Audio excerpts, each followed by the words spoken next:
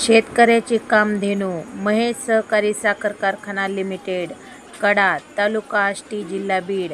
कारखाना बचाव धरणे आंदोलन सुरू होण्यापूर्वी पोवाडा गायन करून आंदोलनास सुरुवात करण्यात आली. हे आंदोलन बीड शहरातील जिल्हाधिकारी कार्यालयासमोर करण्यात आले. मी ज्योती तुसांबड, जनशक्ती महाराष्ट्र न्यूज.